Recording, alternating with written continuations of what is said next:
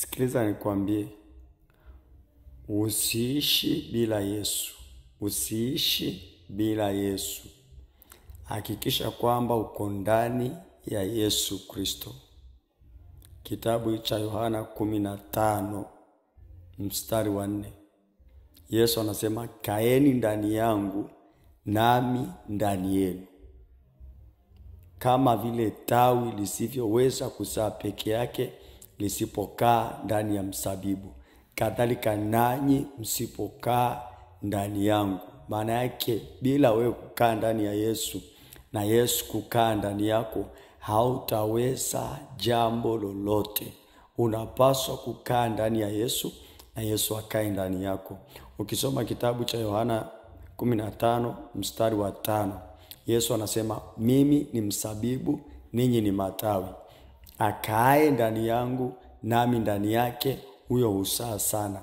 Maana pasipo mimi ninyi hamwezi kufanya neno lolote. Bila Yesu huwezi. Bila Yesu huwezi jambo lolote.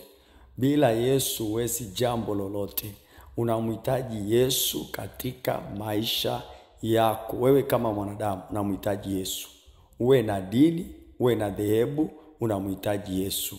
Haijalishi wewe ni wa dini gani, haijalishi wewe ni Muislamu, wewe ni Msabato, wewe ni Mkatoliki, wewe ni wa KKG, wewe ni wa TAG, wewe ni wa wapi, haijalishi dhehebu lako.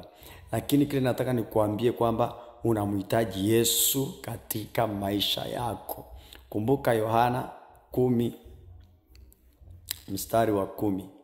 Yohana 10 mstari wa 10. Yesu anasema, mwivi aje ila kuiba, kuchinja na kuharibu. Mimi nalikuja ili wawe na uzima, kisha wawe nao tele. Yesu alikuja ili kwamba uwe na uzima. Yesu alikuja ili kwamba ukimkubali, ukimwamini, badala ya kuangamia ama ya kupotea, uwe na uzima kisha uwe nao tele.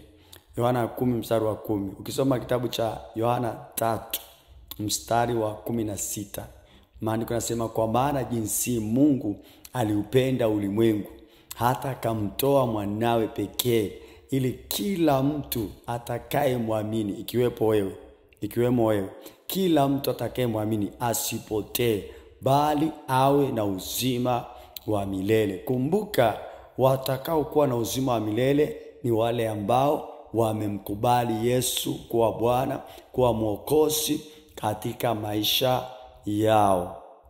Wengine wote wataangamia. Wengine wote watahukumiwa na kutupwa jehanamu.